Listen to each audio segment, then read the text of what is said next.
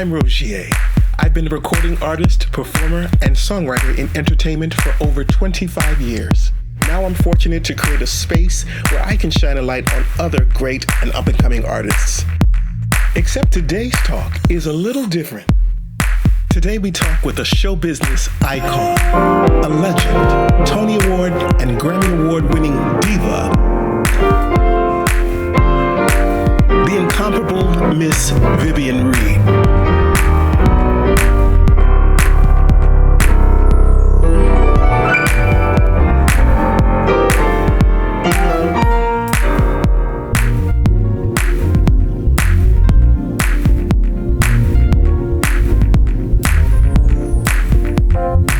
Join us today as we explore her story on In the Meantime.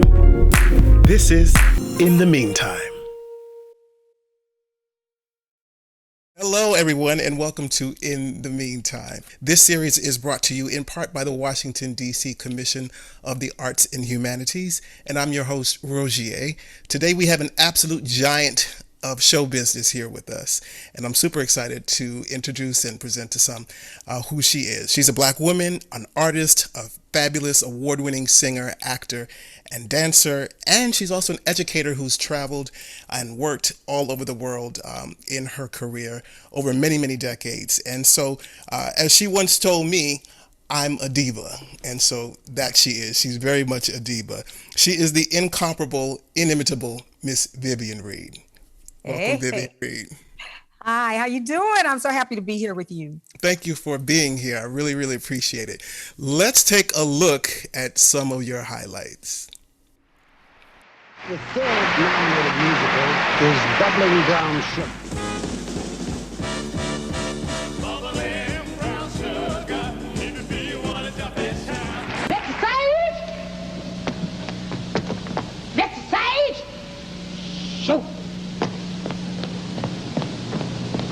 I was looking for a man named John Sage who was supposed to meet me here and take me to the Lafayette Theater. Mr. Sage, you know I gotta tell you, I've been out here on this road getting rave reviews and bad shows. Now you call me here to New York to play Georgia Brown. Everybody, spread the word. Georgia Brown will tear up this town. Gal maid has got a shade on, sweet Georgia Brown. No gal maid has got a shade on, sweet Georgia Brown. Two left feet broke, don't need ass, sweet Georgia Brown.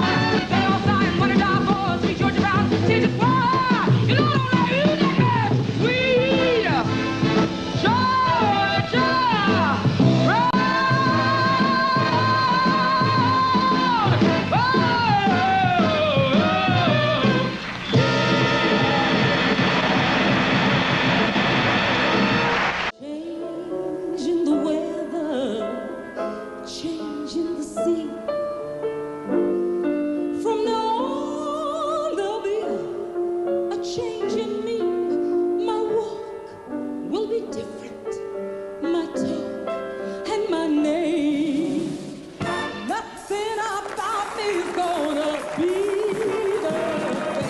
I'm gonna change my way of living. And after you gone, I left me crying. After you gone away.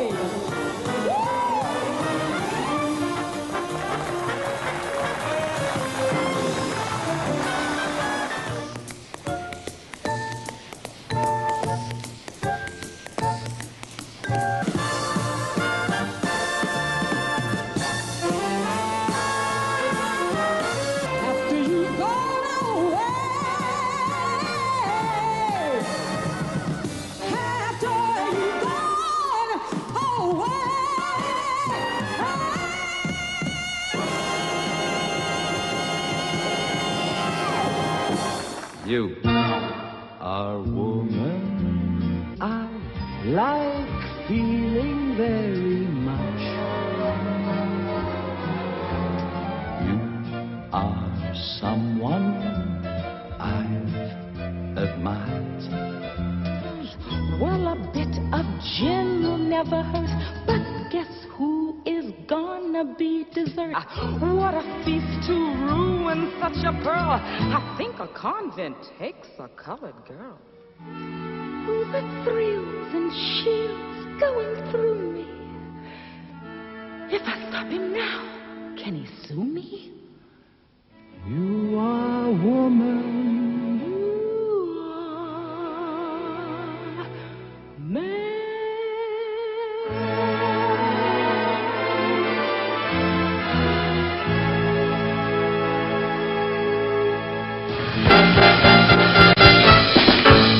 Move out of the way. You can have my husband, but don't mess with my man. You can have my husband, but you better not mess with my man. I'm telling all you women, I want you all to understand. Now when I was with my husband, he was really mean. Now with my man, he treats me like a queen.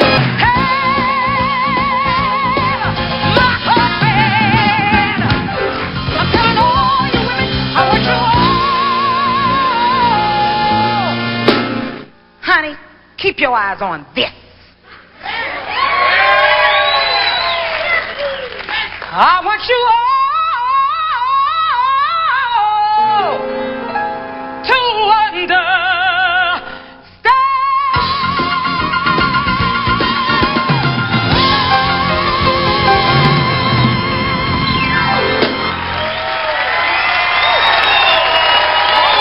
So dark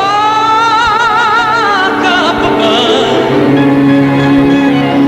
the sun's in my heart, and I'm ready for love. Vive river, j'en prie au bon coup, soleil dans mon cœur, c'est l'amour mon nature, c'est la pluie, la brouillard, on day, la boulevard, la cinéma, la cinéma,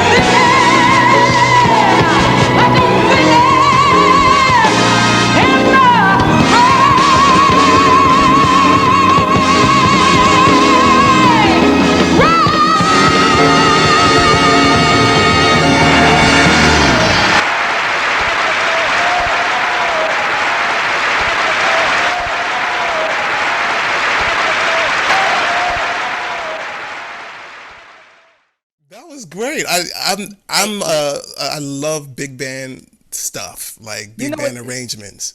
Go That ahead. show was called Les Césars, which is the equivalent to the Oscars. So it was their Oscars. Right. And Singing in the Rain was nominated that year. Wow. Yeah. Wow. Now, were you in that production, or they just invited you to do No. I just as they do here.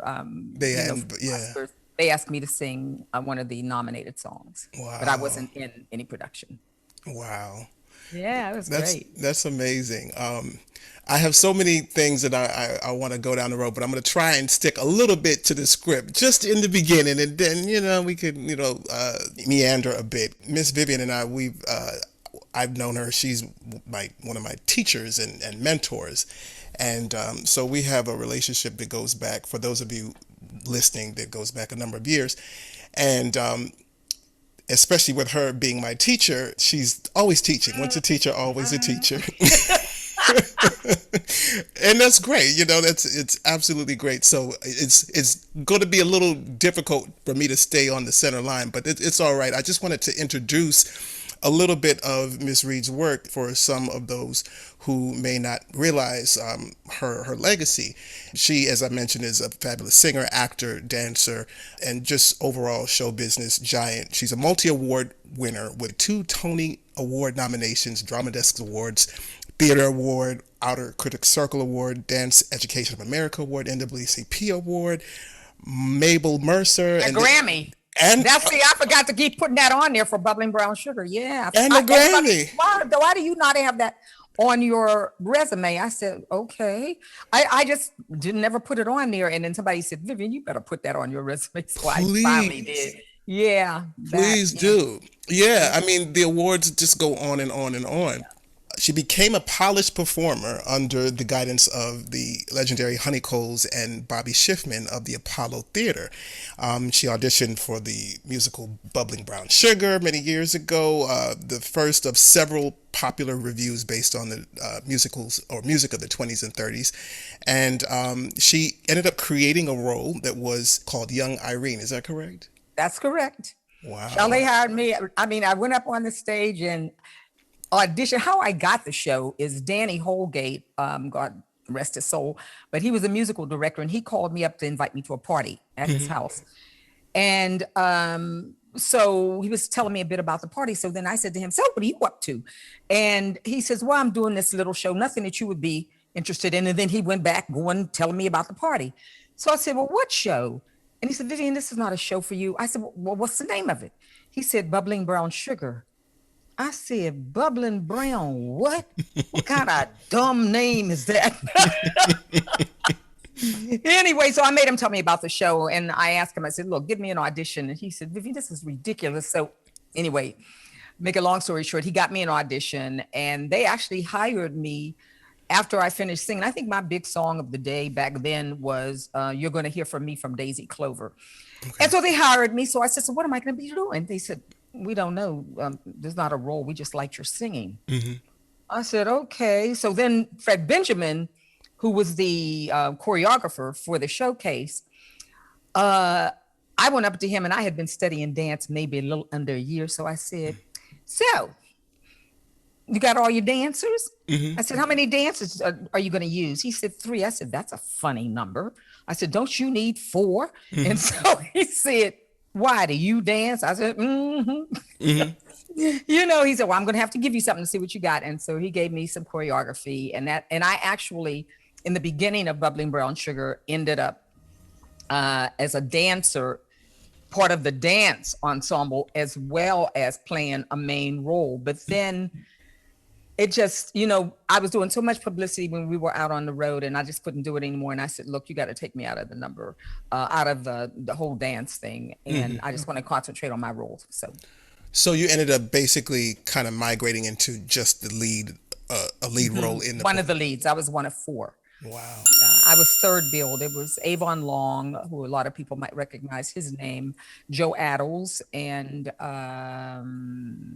Josephine Premise. Wow. Wow. Yeah, but it started out Thelma Carpenter, but she didn't come to Broadway with us. It was Josephine Premise. Wow. Now, I want to go back just a little bit, because you said something that just actually made me realize something that I don't think I realized. I remember you talking about this role as like a very signature role that, you know, there's signature songs associated with it that you still perform. And I just assumed that was sort of from there, your career sort of emanated from that point. But it sounds like you were already very much on the scene and with a fully sort of fledged reputation. So can you just tell us a little bit about, and if you want to, however far you want to go back, if you want to go back to, your first singing days or whatever, how did that come about? Well, I started in classical music, and my reason for being in New York was I got a scholarship to go to Juilliard School of Music, and that's where I went for 3 years. And then this woman named Ernestine McClendon, I guess she saw me singing in church or somewhere. It had to be church, because I was green. I wasn't going to hardly any place, so it had to be church anyway. So she says, I'm going to take you to the Apollo Theater to see if I could get you some work. Well, okay, now let's think about this. Now, of course, I didn't say this to her. I'm thinking the little bit I knew about the Apollo Theater, I knew that they were not up there singing classical music. Okay? I didn't understand this, because all I knew was classical music. I knew a lot of the arias and what have you. Anyway, she took me by, and Bobby he and Honey ended up wanting to become my managers. And it's so funny, because when I came back to show business, and we can talk about that later, a few years ago, in my first show was at 54 Below, after coming back, I called Bobby up, who at that point was now in his late 80s. And I said, what was it about this skinny black girl that you wanted to manage who didn't sing anything but classical music. And he said, Vivian, you just had something. He said, and I wanted to be a part of it. I wanted to nourish it and encourage you as much as I could. Wow. And so that's how they became my managers. Anyway, so after a while, I got a record deal, but all along this time, once I got out of Juilliard, I started getting little gigs, where I would go to St. Thomas and everything. So basically, You went to St. Thomas? oh, child, several times. There was this club there. What was that club called? I can't even think of the name of the clubs. And I would say I would go to St. Thomas first, and then go to no, that was Trinidad, because I went to Trinidad too. So it was St. Thomas, Trinidad, and then Barbados. When I would go to Trinidad, I would end up going to Barbados. And when I went to St. Thomas, yeah, that was just St. Thomas alone. But yeah, all three of those places. And that's how I honed my skills as a nightclub performer. But they didn't really get honed until, I started talking more, which a whole nother thing, because I used to didn't talk on the stage at all. I mean, you couldn't give me, I'd walk out and they say, hey, ladies and gentlemen, Miss Vivian Reed. Hello. And this guy named DDA, he didn't get it. He said, I don't understand. He said, you are one of the funniest people I know. How is it that when they say, ladies and gentlemen, Miss Vivian Reed, you get all pulled up? He said, you're nothing on the stage. He said, yes, you're singing fine. He said, but your personality. And it took me a few years before I got to understood what he was talking about, several years later.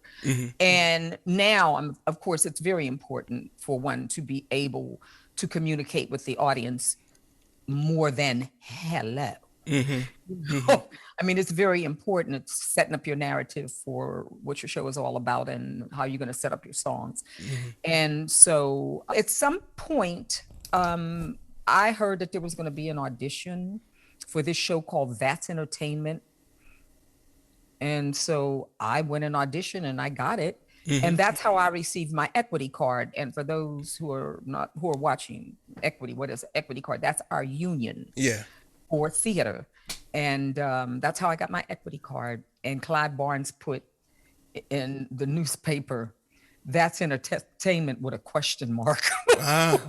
But for me, I got great reviews because it said caption under my photo, and my photo was in the paper by herself. And I was like, oh, wow, because I was on the subway and I saw this guy was flipping through the page. I think it was Daily News. I'm not sure, or the Post.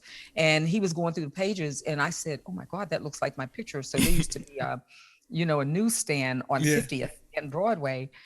And so I said, "Mister, can I thumb through your paper? I think my photo was in the paper." He said, "All right, young lady," and there it was. And so he actually gave me the paper. Wow. And so that's what started that part of my career. And Bubbling actually was the second show that I did. Yeah, it was the second one.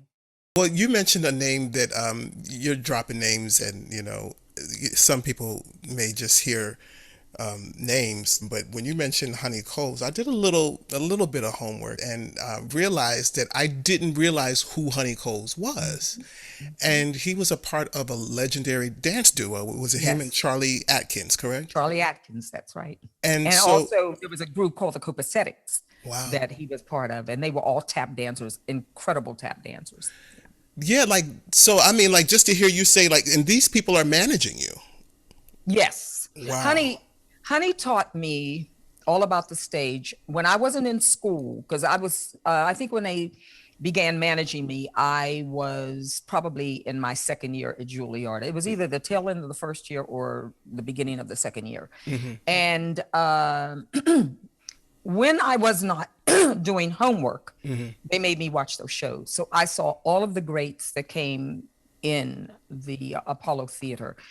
So as much as Honey would make me watch the shows, Bobby, if I was at the theater and I was just standing around, he said, "Okay, come here, sit down." And he would make me watch him conduct business, how they did contracts. And then that's where I met Jackie Robinson and started doing the Mike Douglas show, because Jackie was a best friend of Bobby Schiffman. And so one day he said, Vivian, I want you to meet a famous baseball player. And I said, okay, of course I knew the name.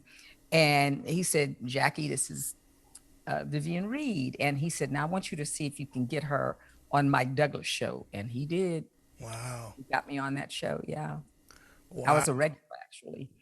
And what were you doing? Were you doing like sort of mini Show vignettes or show tune? At that point, Rogier, we cannot talk about the change in me without talking about Pauline's interlude. Okay.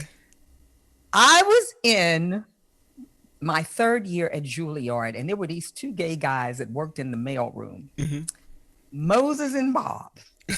So they said, Vivian, we're going to take you to this club uptown, and it's called Pauline's Interlude. I said, okay. Okay.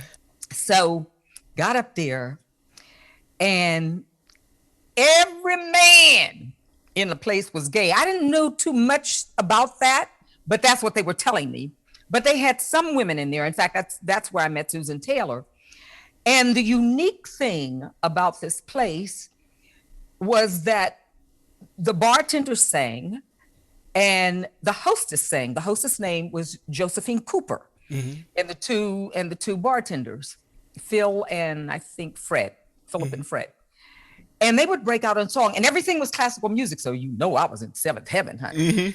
So at some point during the evening, Josephine Cooper came by the table, and Moses and Bob introduced me to her. And she said, so I understand you're going to Juilliard and you're a singer. So she said, would you like to get up and do something? So all I knew was classical stuff. I knew,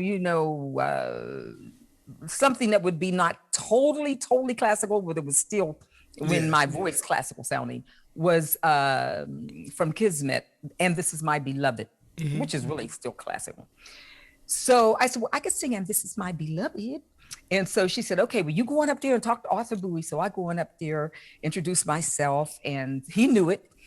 And it was just so amazing, because when I would hit this high note, they would start applauding, Charlie do that in classical music. I was like, woo, what is this? I like this.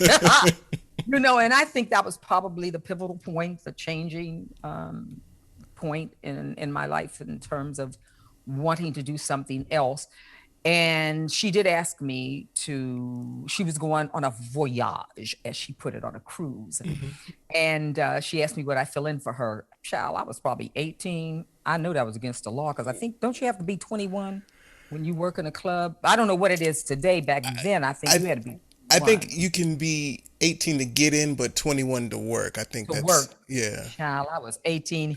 He didn't ask and I didn't tell. Okay. And I didn't know anything about drinks. I knew nothing. Yeah. Didn't wear makeup, nothing. So one evening, Susan Taylor was there, and I just, oh my God, this woman is so beautiful, well dressed, well coiffed. I'm like, who is this? Anyway, she came up and introduced herself to me. And so whenever she would come in, I worked there, I think, for a total of like 3 or 4 weekends. And at one point I told her that Honey wanted me to sing something at one of the copacetic affair, right? So she says, well, you're going to have to wear makeup. I said, nah, me, I ain't putting on no makeup. She says, but you have to. You have to. So she's the one that got me into makeup. And Really? Just, yeah. There have been several influences in my life, because at that point, you really don't know. I mean, it was Bobby's wife who took me shopping, and I could kill her because she showed me all about designer stuff now. Years later, that's all I wear, but yeah. So it was a good beginning, and I wish that every young person coming into show business could be afforded that kind of opportunity, because I learned from the best, but I was also taught the business of show business, and that is what is crucial. Wow. So no one takes advantage of you. Yeah. I'm just so impressed with not only the sort of development of your artistry, but that you were really like a part of like, and don't take this to sound like a. I'm not trying to say anything about age, but I'm just saying like No. this is like Black history. Like this is Yes. Black entertainment history, and Yes. these people, you know, like that were influencing you are like, you know, these are like heavy people. Yeah, they were heavyweights. They were heavyweights. I remember when I saw Roberta Peters, who was a very famous classical singer. And I remember when my mom took me to see her concert, I think at Carnegie Music Hall in Pittsburgh, and she did a curtsy. Oh my God, I just had to do that curtsy. And I did. I took that curtsy from her, and every time I would end a classical concert, I would finish a song, I would do this curtsy. And anyway, as far as the classical thing is concerned, I was born a classical singer. My mother and my father said that I was making melodious tones, their words, not mine, at the age of 3. I don't remember that. But anyway, my mother said to my dad, I think our daughter is going to be a singer. So she took me by the Pittsburgh Musical Institute to see Mrs. Romaine Russell. And Mrs. Russell said that I was too young because I was like 6 years old. So she said, please bring her back in 2 years. And in 2 years, that's when I started voice lessons. And so by the age 13, I could sing in 3 languages, and I knew a lot of the great arias. And I gave my first concert with my dad. It was a father and daughter concert at Aleo Wild School in Pittsburgh. Yes. He sang, of course, religious and Negro spirituals, as they called them then. So I didn't know that he sang. Yeah, that's where I got my voice. Honey, my father was an incredible tenor, Really? but he never studied, so he was very well known in around the churches in Pittsburgh. Okay. And he could sing. Oh my God, he could really, really, really sing. Wow. Yeah. Wow. And I meant to kind of get to Pittsburgh at some point because you're from, as you just said, you're from Pittsburgh, and Pittsburgh is a place also very notable in Black history in terms of the talent that comes out of there. Oh, big August time. Wilson, right, and August Wilson. Toni Morrison, and spent some lived there. Yeah. Yeah, What and wa- Phyllis Hyman. Phyllis Hyman, wow. What was Pittsburgh like in terms of the community for you growing up? Well, I grew up in on the Hill District. I was born and raised on the Hill District until probably a year or 2 before graduating from Shenley High School. And so it was a hill. That's how I learned to drive. I had learned to park everything on a hill. That's why, I can really drive and park my ass off today because of that damn hill. Okay. Anyway, so then we moved out to Homewood. My mom and dad bought a house, and actually, they left the house to me, and that house is still there, and that's where I go. Of course, I put a lot of money in it to redo it, especially after my dad passed away. Because, honey, my brother was letting that house fall down around a child. He had duct tape in the refrigerator. Oh no. The shelf broke, right? 2 of the shelves broke. I remember coming home, and you know me with my hoity-toity ass, and I'm coming home, and I'm like, I know that ain't duct tape in that refrigerator. Oh, hell no, that ain't. No. We're not doing that. We not doing that. So I just took some money and just redid the whole house for my mother. Wow. Yeah, putting brand new kitchen, brand new everything. Wow. Wow. And they were, so you mentioned your father being a singer and being well known in the church circuit. What were the opportunities? Okay, so you said classical and then he was in church.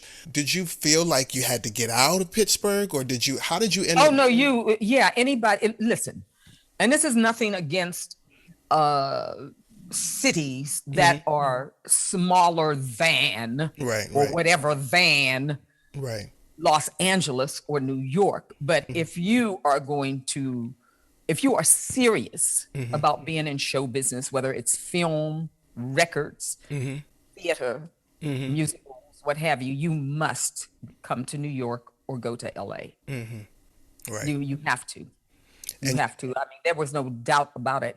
And my mother, someone had probably mentioned it to my mother, said, I think your daughter, you should try and get her, an audition or whatever to go to try to get into Juilliard, and that's what she did. Did you have any voice training prior to that, or did you just show Oh up no, it was at the Pittsburgh Juilliard started after high school, but don't remember I said I started studying at the age of 8. Right. And I was studying at the Pittsburgh Musical Institute. Okay. And I studied there until I graduated from high school. Wow. So from high school, after high school, that's when I went to Juilliard. So I studied all those years. Wow. All of those years. That's why today, I mean, I would not trade that education, music education, for anything, because it gave me a foundation.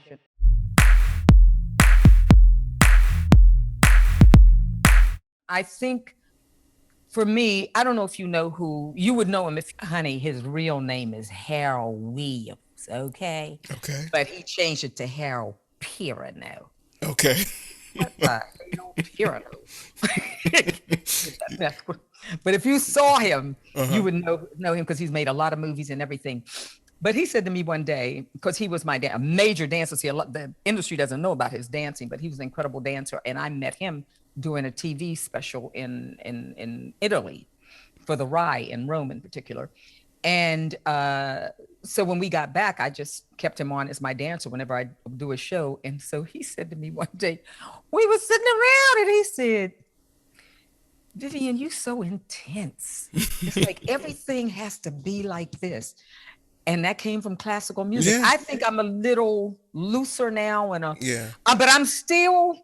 Yeah. You have to talk to my musicians, honey, because baby, Yeah. our rehearsals ain't no joke. Yeah. But then that's why my shows are as clean as they are. I mean, Yeah. I'm not a taskmaster, but they know. Yeah. Once I send that music This is what we do. electronically, Yeah. look at the music. So when you come to rehearsal, we can just clean. And that will never change in me, because I feel that if you take a job, that you have to commit to that job. Just like when I get a role, whether it's a character or I'm creating a show for nightclub, I really go about it quite diligently, because somebody's paying to see you. And you owe it to them to put your best foot forward. And I have a little problem with that with a lot of entertainers, some from the old school, some from the new school, that they don't take the time to do that. And see, and I love that. I love the whole process of creating or researching a character, and just bringing those nuances, little things, layers, that you find. I like getting up in the middle of the night after rehearsal is over. And I mean, you really don't stop rehearsing really until after the show opens. And if you're really diligent about your career and that role, you never stop. You want to better yourself as much as you can. So, I just love the whole process. Did you have any issues with nervousness or stage fright from any point, especially in the early days on, like, was that ever a block that you had to kind of work through, or was it just always just like, all right, let's just do this. Like, I'm prepared. Like, I love it, and let's go. I think when I was younger, I don't remember having stage fright. I think when I got older, and especially started doing theater, where you have to learn a role. And so that requires you memorizing lines, memorizing songs, and nervousness would set in at that point. But then once I started, it would sort of dissipate. It would go away.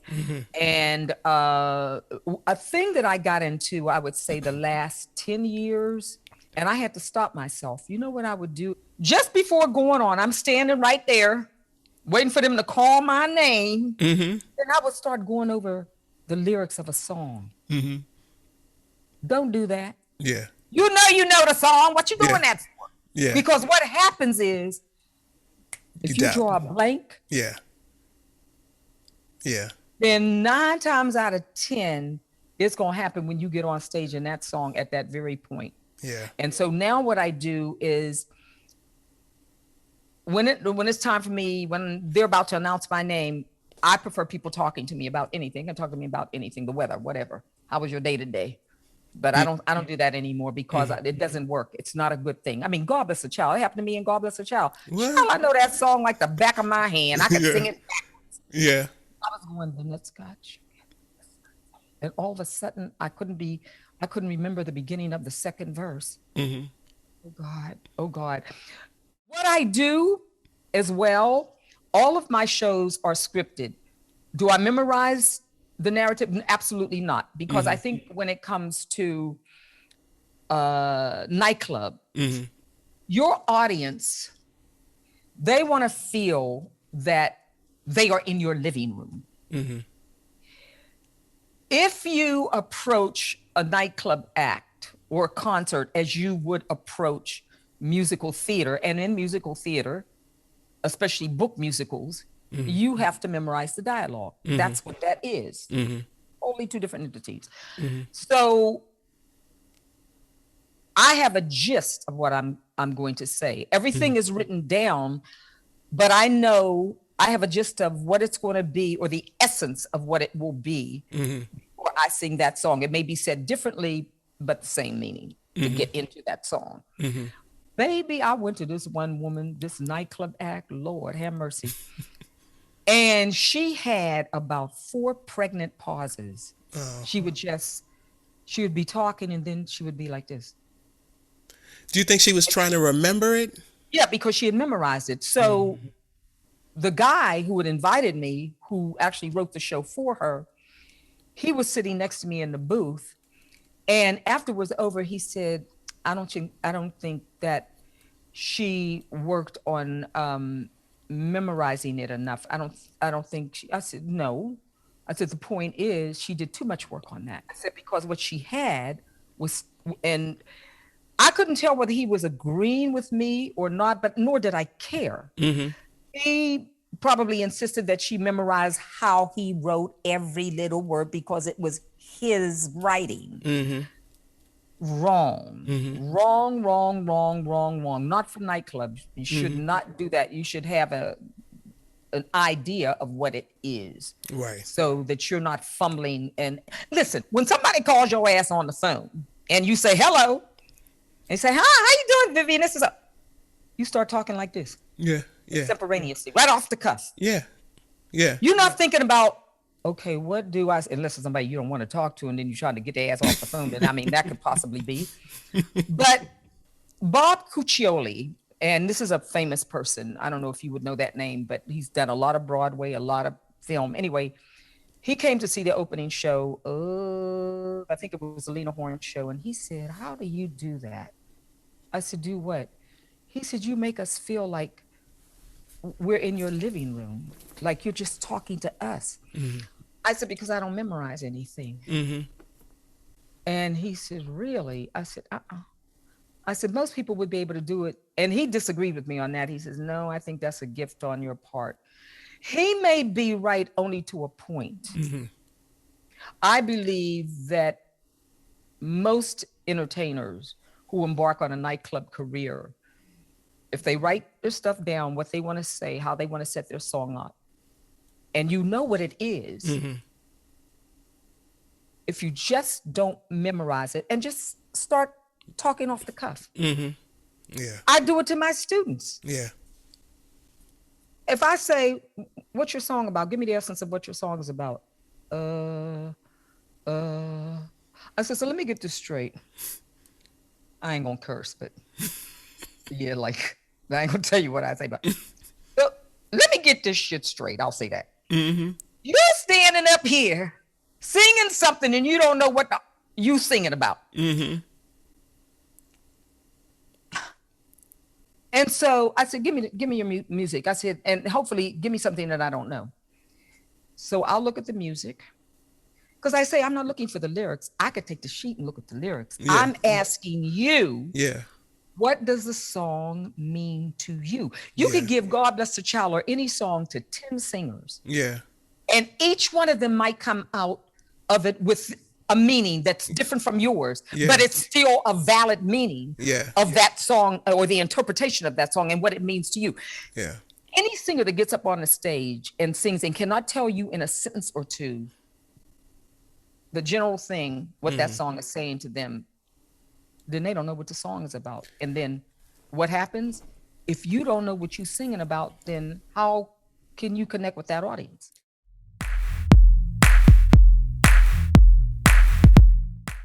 In terms of like students singing songs and sort of idealizing the moment of singing the song, but never really taking the time to ask why they've chosen a song. Like, where do you think that comes from? What about our culture lets singers do things like that? What's your experience? Lord, child, you done gone down the road, wrong road. The wrong road.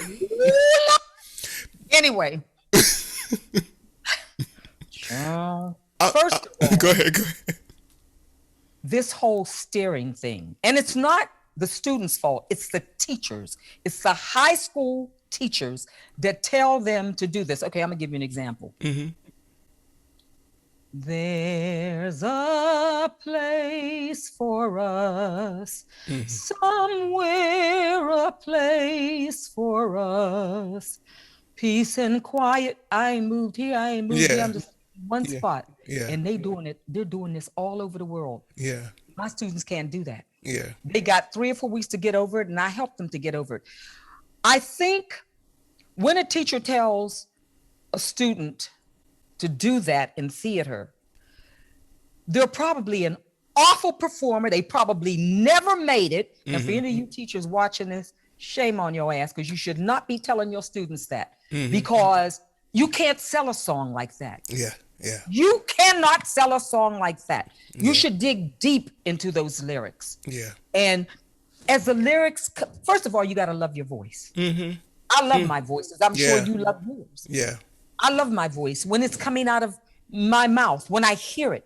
I love the sound of it. And so you take the lyrics as you're emitting them, as they're coming out of your mouth, and the sound of your voice. You have to, you weren't born in any other country, but here in America, you speak English, so you got to know what the lyrics mean. And once you connect with the lyrics, your arms will follow suit. Everything that you're supposed to do to interpret a song, to get it across to your audience. Because other than that, our audience could get bored, start falling asleep, start talking on you, looking at their phone, doing all kinds of things because you haven't connected with them. So I think it's a combination of two things, Rogier, when you see that happen and you don't see a connection. I think it starts with the teachers that they've had, private or otherwise, in high school, junior high school, if they've taken theater or whatever. I think it starts there. And I'm going to tell you, when they tell the students to do this and then they do it over and over, it's ingrained. By the time they get to me, it's like, oh my God, it's ingrained. Yeah. It's hard for them to break it. Yeah, and a lot of teachers and schools that people teach at are, they're giving singers these 30-minute lessons, and and they're making money off of these kids, and they're coming in there, and the teachers are just giving them the least of whatever they have to give, and it really is it cripples them, because it's a travesty. It really is. Wow. Because I'm not going to call any names, but one of my students came in about 2 or 3 weeks ago. She said, Vivian, what should I do? I said, what's going on? And by now, all of these students are performing. And most of my students get lead roles at Marymount because the directors see something other than staring. So here come my students, like, finally, somebody comes in here and performs. But anyway, she said to me that one of the teachers told her, look, just stare straight ahead. Don't be doing all this other stuff. I said, okay. Yep. Wow. So I said, who's the teacher? She gave me the name. I said, hold on. This is all on Zoom. I went, took my iPad, looked this person up. He had never done theater before. He comes from the classical world, but not as a singer or anything like that. He's a choreographer.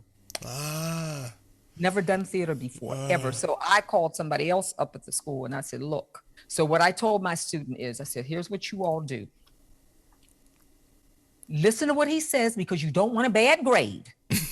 Do exactly what he says.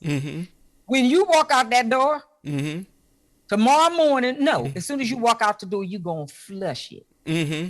In here, out there, then. Flush it. Yeah. I said, but you don't want to defy that person. Yeah. Because then they could give you a bad grade. Yeah. So just do whatever the hell that person is asking for. And then as soon as you get out in the hall, you're done. Wow. Until you go back to the class again. That's what I tell them. Let's just briefly go to voice. You're a soprano. You studied classically as a soprano. I've seen some things where it's been reported that you're a contralto, which I thought that was kind of strange. I can go all the way down. I can go down into the baritone range. Yeah, I know you have depth. But contralto, is that accurate, or would you? Oh yeah, I cover like all of them. Yeah, okay. Pretty much so. But I am a soprano. Okay. I have a very, very wide range, but it's nothing for me to go down to. I don't know whether it's a C2 or C3, but you got middle C, right? Yeah, I got my keyboard up. Play middle C. Hold on. Okay, that's middle C, right? Now go to. Now go. Da da da da. Look at you. And what is that? G. That's an A. A. Depth. Yeah. Lovely. Depth. Oh my God. Tell me how you've traveled a lot. People ask me, and I'm sure they've asked you, how you maintain your voice as a traveling working singer. Being able to sing and learning the things, and that's all one thing. Being able to sort of maintain it when you're working, especially if you're working every night. You did plenty of theater where you're working every night. What are some things that you sort of took away from caring for your voice? Maybe some good stuff, and maybe did you have any hiccups, anything that sort of sets you back every once in a while? For me, it's doubly hard because I was born a classical singer. So my vocal folds are very, very sensitive.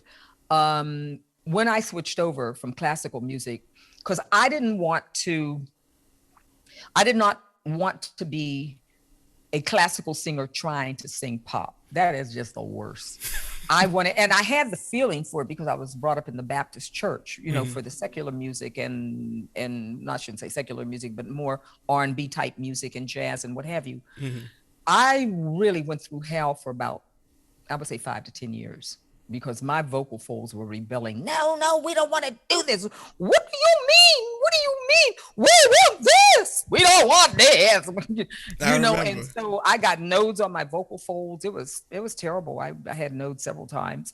But when you're doing, say for instance, Broadway, that's 8 shows, union rules, 8 shows a week. You can't be going out partying. Nope. Like there's no tomorrow. Now, Nell Carter, I don't know if you saw Give Me a Break. You were a little too young. No, I remember. Where I met Nell, child, let me tell you, where I met Nell was when we did Don't Bother, I Can't Cope. Baby, Miss Nell, she could throw down, honey, with a drink. she looked like it too. I mean, she's the one that turned me on to a Harvey wall banger. I had never heard of that. Baby, that Harvey wall banger, bang my wall. I'm puking and stuff. Baby, I'm down there in this bar puking. Oh no. And she's sitting up at the bar still drinking. Holding it. Hey girl, what's wrong with you down? You okay? You okay, Vivian? You okay? That's how she talks.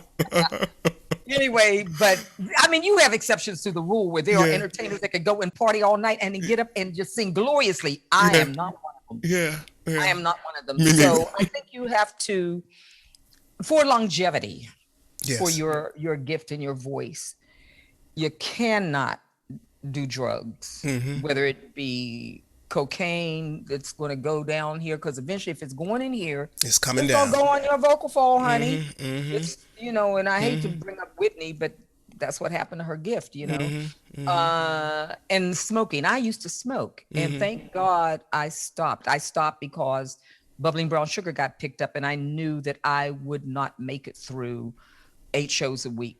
Because when we were doing the showcase, I was smoking during the showcase. Child, by the time Saturday night came, this is how I was singing God Bless the Child. Dim as God. Yeah. Yeah. Yeah. No, so this woman, Ethel, who played the role of Ella, she would take my cigarettes and hide them. I wanted to tell her, child, yes. And she would only, on that last day, our last weekend, because we did about 3 or 4 weekends, she said, listen, Vivian, I'll give you your cigarettes back if you put your hand on this Bible. She had the whole Bible, the whole 9 yards. And she made me put my hand on that Bible and made me swear that if we got the money, the backing to go to Broadway, I would stop smoking immediately. And I had tried, but to no avail. And I don't play with the Lord now. Yes, I know the Lord. Yes, I do. He heard my cry. He heard my cry. Yeah, and I put my hand on that Bible. And when Danny Holgate called and said that we had gotten the money, that was the last cigarette I had. I stopped cold turkey when I tried unsuccessfully several times before. Wow. Because why? My gift was more important than my vice.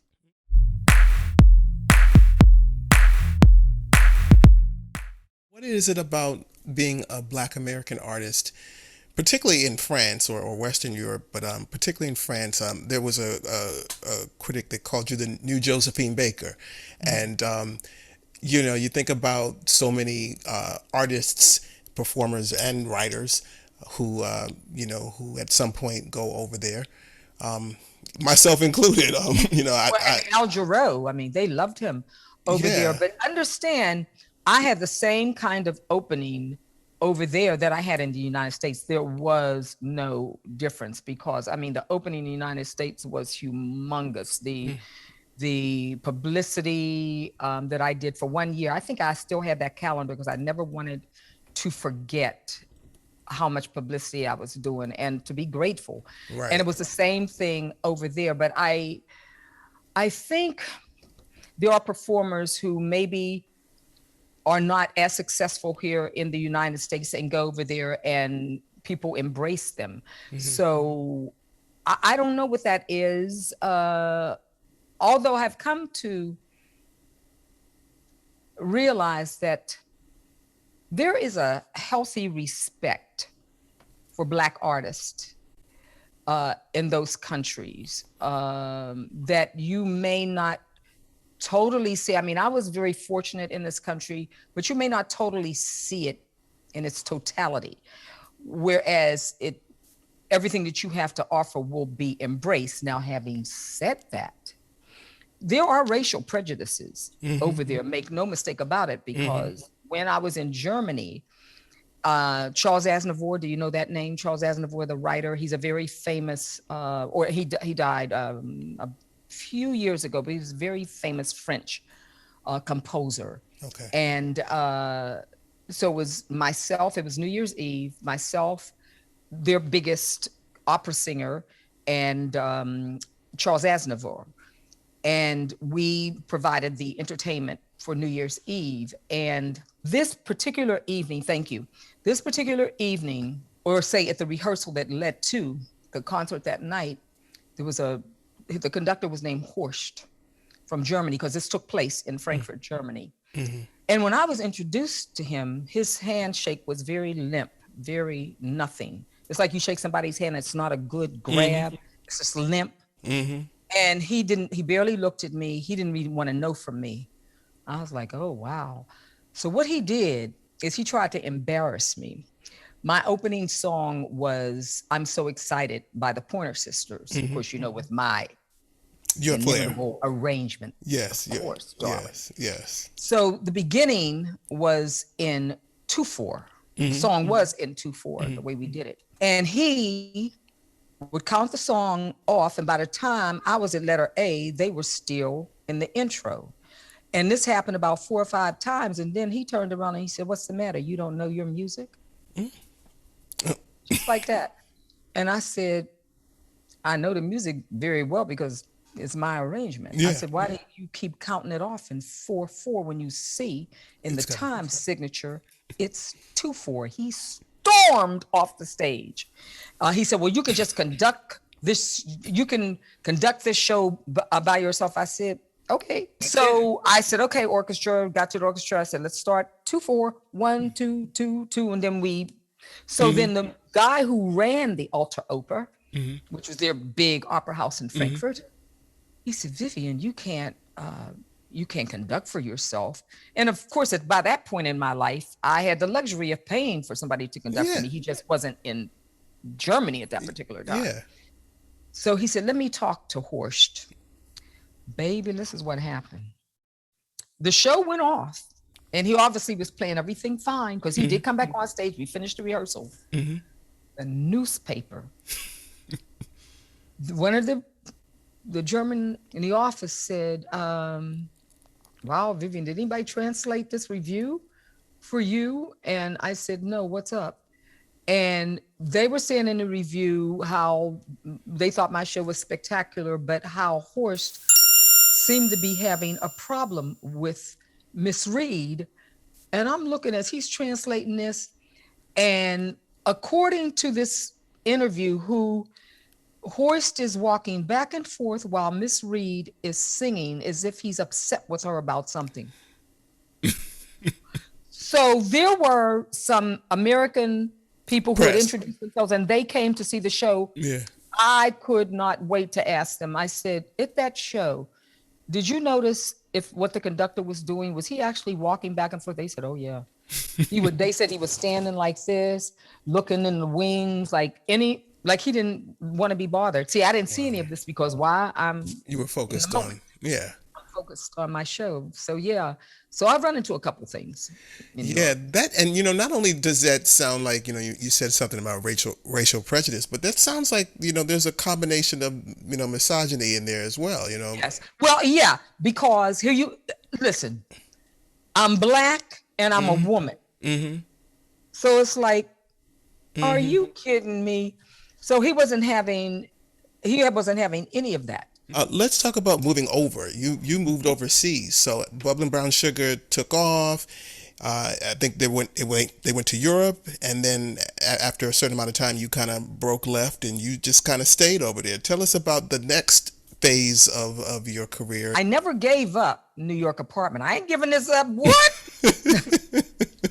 But what happened is they were putting a company together to go to Europe, and they asked me, would I be a part of it? And of course I said yes, because so many of our entertainers in this country feel that the United States is the beginning and end all of entertainment. And it's not. You're dealing with different cultures that I wanted to know and learn about. And so I jumped at the opportunity. So we opened first at the Carré Theater in Amsterdam, Holland, and all the critics were there, the reviewers and newspaper people, the paparazzi.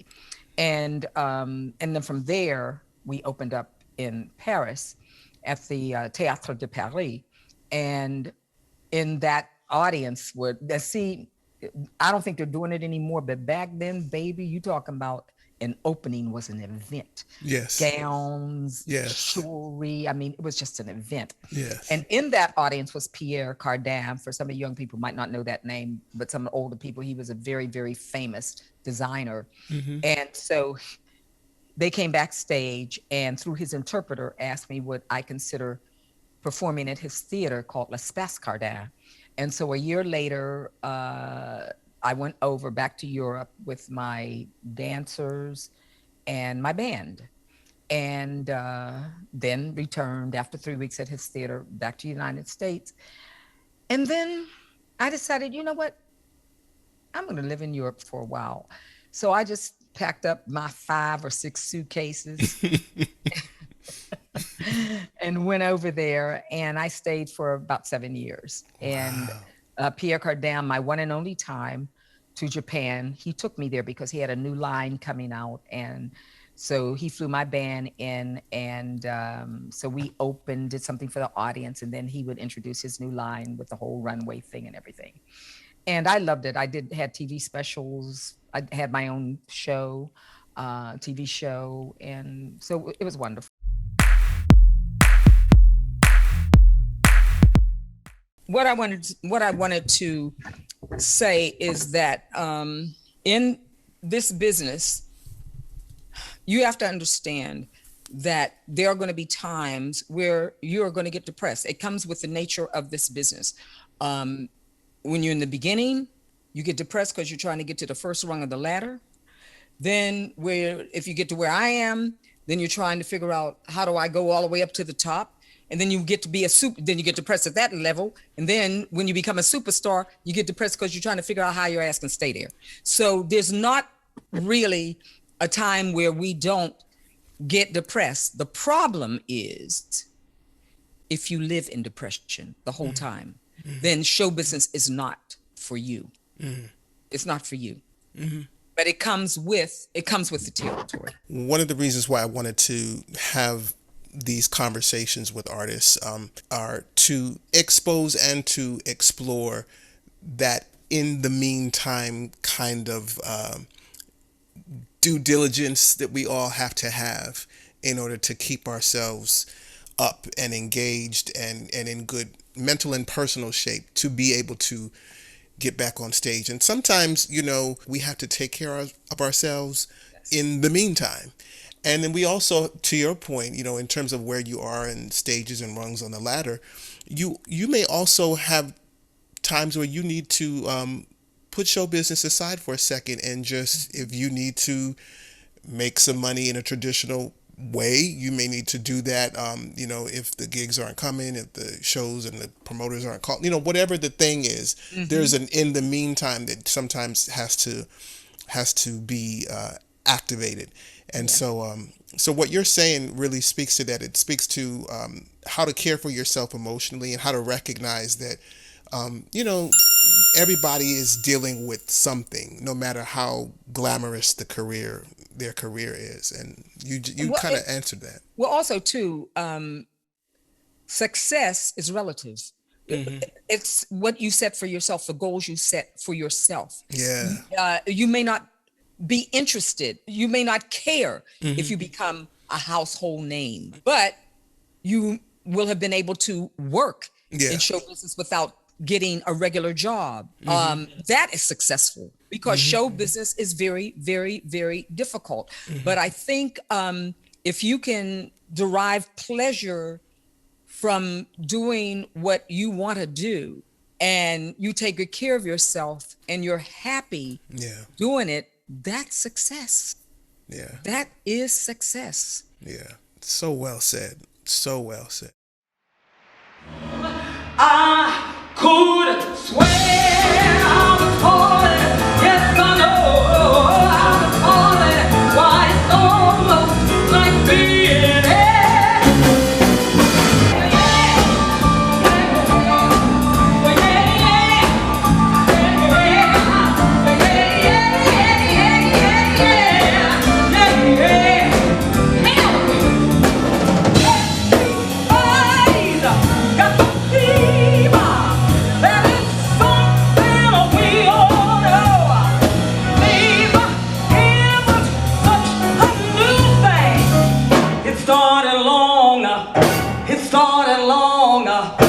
started long ago.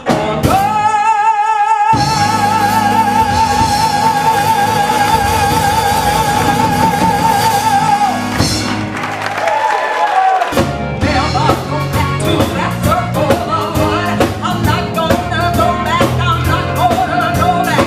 Never go back to that circle of one. Circle of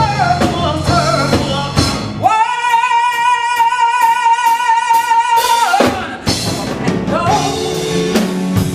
From the moment you try, if you believe, I know you will. Believe in yourself right from the start.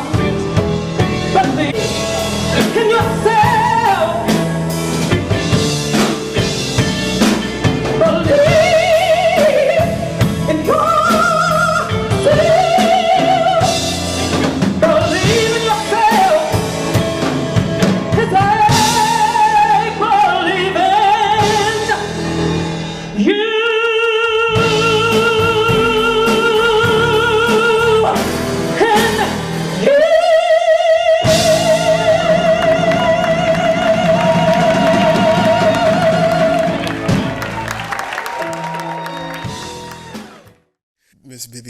talk for hours. For hours, darling. And so aside from okay, so when we have these careers that take us places and we experience, show business in all of the things that it can be, it's one thing to be in that moment, in that place. But I wanted to specifically set that aside and ask you, aside from the stage, what's one of the moments in your career off stage that's been like really, really profound, where you just really kind of like, it could be anything from just like, being in a hotel room in Paris somewhere, or, and you're just realizing that like I'm here and I'm doing this, or what's an experience like that for you? It doesn't have to be But hotel it doesn't room. have to be about show business. It's something that show business afforded you in life as an artist or as a human being, but it's not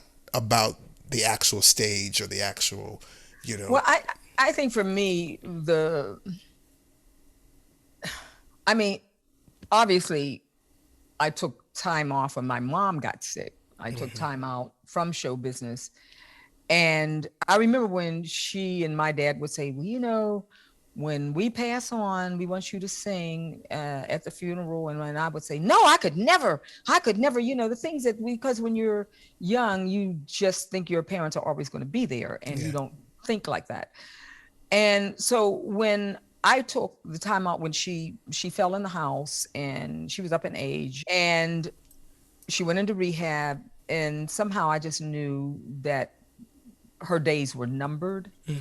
And so at some point, hospice came, and you have to understand, I didn't know anything about any of this kind of stuff. And so even though my father passed early, but my mother was still living, so she was able to do stuff. But here, he had already gone. And so they were telling me how to read her breathing and everything and what happens. And I remember I was in her room and I reached for her hand and she didn't grab it. That was so awful, because I wanted her to grab my hand and squeeze it like she had done all those years. And her hand was just limp. Oh God, I was anxious. Oh no, she's got to grab my hand. And this was 8 years ago. She's got to grab my hand. She's got to grab my hand.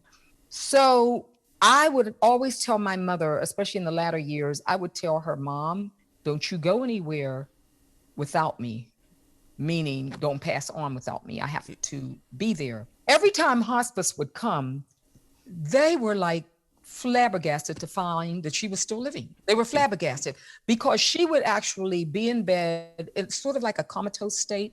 And sometimes her eyes would be open, but she wasn't really seeing anything, but she wasn't going. And I would be in the living room, sleeping on that bed, or either talking to a friend in the middle of the night or whatever. Something said, get up, go into her bedroom and get in the bed with her. So she was on this pad. I pulled her over to make room for myself, climbed into the bed, got in. I'm telling you, this is something. Once I got into bed, I called Grover, my sound engineer, as a matter of fact. This was in the middle of the night, around 2 or 3. Under the cover, I grabbed her hand, and then I was talking to Grover. All of a sudden, she squeezed my hand. Oh my God. I couldn't believe it. I lifted the cover. Her hand was wrapped tightly around my hand when I had been trying for 2, 3, 4 days. Wow. And it just would not happen. I said, Grover, she's squeezing my hand. He said, because she knows you're there. Yeah. That was the night she passed. And she passed in my arms. And as she was going, I just thanked her for being an incredible mother, incredible wife, and all of those things as she was going. And to make sure that she was gone, I actually put my lips to hers and blew into her to see if something was going to come out. And it didn't. When I tell the story, when my show back, which was an evening with Vivian Reed, when you hear me talk about coming back to show business, I talk about this, and you can hear the audience gasp when I say she died in my arms. But here's the thing, Rogier, as a young person, you can't fathom it. You just cannot. When you get older, and death is imminent, it is imminent for all of us. You find the strength to deal with those things that you thought when you were younger that you could not deal with. And guess what? I sang at both their funerals. Wow. And never broke down. I was able to get through each song. For my father's funeral, I think I sang Precious Lord. And for my mother, she liked Jesus Keep Me Near the Cross and The Old Rugged Cross. Those were two favorites of hers. So I put them together. And I was able to do it. I was able to do stuff. So I'm just saying, when you think that you can't, no matter what it is, the time comes and you will find that you can.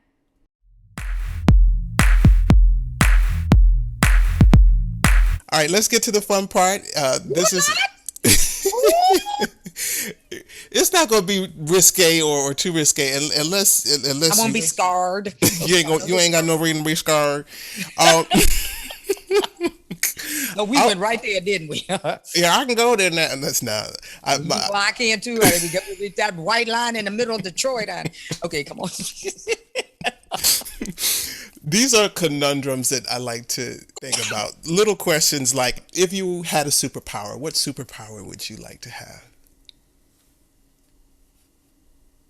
If I had a superpower, what superpower would I like to have? To be able to heal. Okay. Good one. I'll just stop there. Would you rather have a rewind button or a pause button on your life? You know what? I'm going to say a rewind button, because there were 2 or 3 things that I made bad decisions.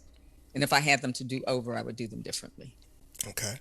Would you rather be able to talk with animals or speak all foreign languages? Speak all foreign languages. Tell me why. Because I think it's wonderful when people, this country is sort of kind of behind a lot of other countries, because, for instance, there's parts of Switzerland where the maids, the cleaning people, they speak 4 and 5 languages.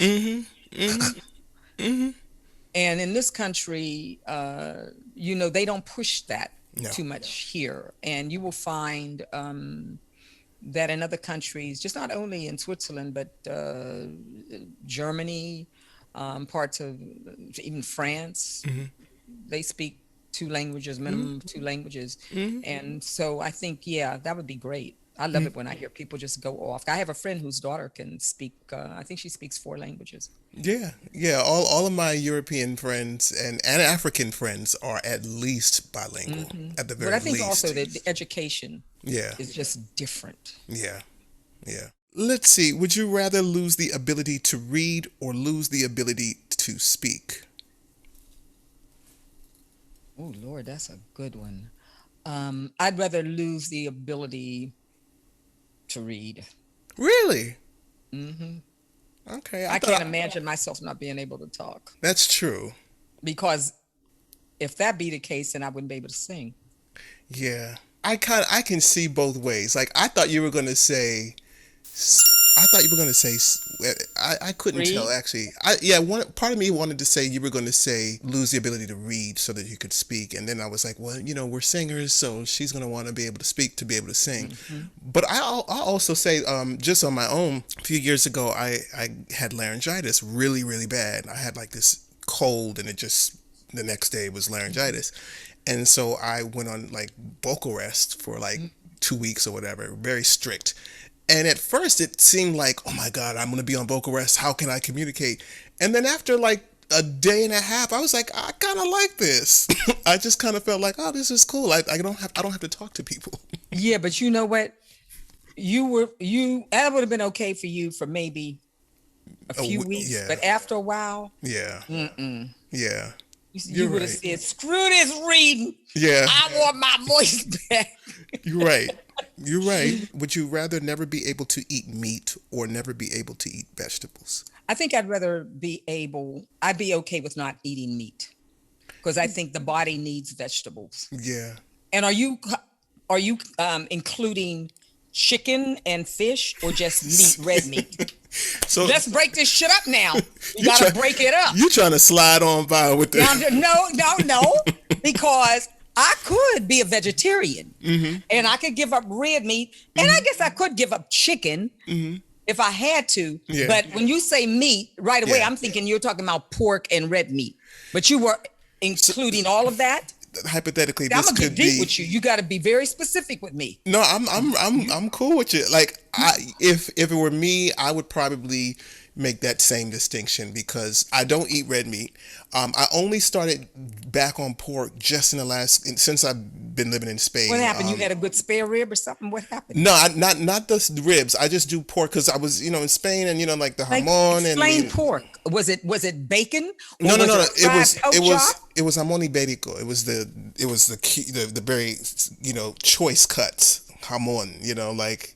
But the choice cuts of what? Don't evade this question. Of the pig. That's what I'm saying. What was it? Was it a pork chop? Was No, it bacon, or was it all of it? It was the jamon ibérico. So it's basically like What's this. Hamanico Betico? What is that? it's I ain't never heard that. Hamanico Betico. What the hell is that? A song? What is? You've seen it because if you were in France, you would have seen it. It's prosciutto, basically. It's the real. You just couldn't say prosciutto. So wait a minute, hold it. Because I didn't live in Italy. Let me offer you. Okay, now we're just Rogier. Where did you get Harmonico Betico? Is that Italian? What is it? It's the Spanish Another word for word? it. It's just It's Spanish. Spanish ham. Jamon. Like, isn't it jamon in French Do too? they have that in the store like that? Or does it say prosciutto? They do, and I have some in the In refrigerator. what store did you go in where you saw this? Harmonico Betico. I got some in Trader Joe's. I promise you. What? Okay, I'm gonna look for it. In Trader Joe's, and I got just the other day. Like a lot of the food now, it's a lot more expensive here, but a lot of the jamon and the cheeses and stuff that I used to get over there for super cheap, I can get them here, but they cost $3 or $4 more. But just the other day, like every now and then, I don't eat pork all the time, but if I eat it, it's either when I'm in Spain or if I'm someplace. If I'm someplace ethnic, like I don't want to eat American pork. But like if I'm someplace, if I'm in Puerto Rico, if I'm if I've never been to Thailand, but if I went to Thailand and some family was like, here we roasted a pig, I would eat it. But so you're a racist when it comes to pork. kinda, just a little bit. That's funny. Last question I wanted to ask from singer to singer. Every now and then people get in these debates about whether Beyonce can sing. And Yes. I learned many years ago, I don't participate in those debates because if I'm talking to someone who's not a singer, I feel like they will never understand why. I'm very happy to answer that question because I have Yes. been in those debates of her. I've had people say to me that she couldn't sing, and I said, really? I said, so why do you say she cannot sing? She riffs too much. I said, but she has a voice. She can stay on pitch, and she's very pleasant to listen to. I said, and it's funny that you bring up Beyonce because she's one of my favorite performers. This is why I have such an incredible love for Beyonce, because when her latest CD at that particular moment, and this was just her after Dreamgirls, and I was in my car in Pittsburgh, and I was riding along, the CD was playing, and all of a sudden Listen came on. And I said, okay, what? I pulled over. It was so obvious that she had gone and started studying. There is no way in hell she would have been, not that her skills with Destiny's Child was for all intents and purposes like bubblegum music. It was dance. I mean, I love much of their stuff. But Listen is a beast. Because I've had singers to come in here and bring that, and I said, you're not singing that. You want to destroy your vocal folds. It's the same way with, and I'm telling you, I'm not going with Jennifer Holiday, Jennifer Hudson, as it were. It's the same thing. I knew that she had started studying because of how she was holding these notes. Just something. And I looked it up, and sure enough, she had started studying. Her voice got stronger and stronger, but the girl always could sing.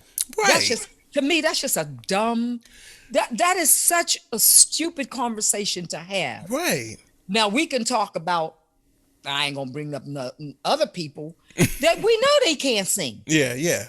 Because they don't have, their tones are terrible. Yeah. They don't have a great air. They go off pitch. They really cannot sing. This was never Beyonce's issue. Yep. Regardless of how much she was riffing. Yeah. You cannot say that she can't sing. That's exactly That is just such a dumb conversation. That is, wow. So you've had those conversations too, huh? Enough to bow out. Like anytime I hear Yeah. it happening, I'm just like, don't ask me, don't look And at me. they're still saying that? Every now and That's then, amazing. That's amazing. Every now and then, I've had and women too. I've had women who have really said some ugly things about her. One of them I dated a couple years ago, and Girl, that could just be jealousy. and I realized after a while, I was like, I think she's jealous. Because she's so beautiful. And she keeps herself together. And wait a minute. She basically is a quintessential person for who you want to look at for how shows are put together. Baby, they don't do anything without her saying yay or nay. That's right. She governs every part of her show. And this is what, just like I do, this is what every artist, every singer should aspire to. Do they do that? No. She does it just like Michael Jackson did it. The greats do that. Because obviously she's learned about sound, she's learned about light, she's learned, and that which she didn't know, she asked questions. I give her mad props because, baby, her shows are amazing. Amazing. Absolutely. And I think the other thing is the other reason why I don't engage in those questions is because I also know as well as you do, more than me, what it takes to be a artist on stage or recording or making a music video. Like, it is not as easy and as simple as it looks. And so, just to look at her work and to say, and to just dismiss it and be like, she can't sing. It's just like you are showing yourself as someone who is completely unaware. I mean, to tell you the truth, those Kennedy honors, she really should get one because her body of work has been astounding and what she has achieved. I remember in one of her concerts, I saw it online. She sat down on the stage and sang a cappella one of her songs. It was a slow song. It was a ballad. The audience went crazy. So to me, if you can't recognize the gift that other performers have, and all you're doing is thinking negative thoughts about them or finding not nice things to say about them, then something's wrong with you. Something is wrong with you. Absolutely. Because you have to be able to recognize when they're doing great work. Yeah. Whether it's your type of music or not. I mean, I'm not calling any names, but there's one entertainer. I was never a big fan of hers, but you know what? Every time she would give a show, I would go to her show, front row and center. And you know why? Because I knew that was going to be some production value. I knew it. And she was never a favorite singer of mine. Yeah. But I didn't look at that. I looked at the entertainment value. Yeah. Because she would give it to me every time. Yeah. And was she considered a great singer? No, she's a stylist, and everybody in the world knows her. She's a stylist, but she gives you drama. She gives you everything, costumes, everything. And that's how you have to look at someone's work. Nitpicking or saying somebody can't sing, that's just ridiculous when you know that they can't. Well, Miss Vivian, thank you so much. This was so much fun. I mean, this is the highlight of my pandemic. Forget the week or the month. This is the highlight of the pandemic for me to be able. I've been wanting to do this for a while, and thanks to Zoom and all of these things that we have to do now, we got a chance to link up and do it. I hope, as those of you all who are listening, I hope that you all are enjoying and learning as much about show business and singing and music and entertainment as I have in this interview and for many years at the tutelage of Check out Miss. my YouTube channel. Yes, please go ahead and drop all of that stuff. Where can we Vivian find you? Reed. I talk all about my beginnings, all show business. Just type Vivian Reed channel and it'll bring you to my page. And just watch all the videos because I talk about show business, how I got started, the classical music, how I started smoking. I talk about jealousy. I talk about there's videos on diction, how to have great diction. So if you're diction, Yes. what I say is if you are guilty of shitty ass diction, this is the video for you. Yes. Yeah. Because I'm known for my diction. Yeah. So if you're having problems there, there's a video on microphone technique. Yes. So there's a few videos there that might interest you. The channel is on the Vivian YouTube. Reed, just Okay. Vivian Reed channel on YouTube. Okay. And you have a website as well. It's And I have Vivian- a website, vivianreed.com. Okay. And that's where you can read my bio and see a lot of videos, but you can see a lot of videos on YouTube as well of me, other things that other people have posted, and a lot of records. I don't really talk about my record career, but I had one, and a lot of people have posted records of mine. So there's a lot of stuff out there. Yeah. We'll be sure to share that content with the viewers and the audience, and Great. make sure that we connect everybody so that you Yes. can listen and enjoy. Thank you so much, Miss Vivian, Vivian Reed, and Thank you. yes, it's been an absolute pleasure, and we'll see the rest of you guys on the other side. In the meantime, All right. Bye.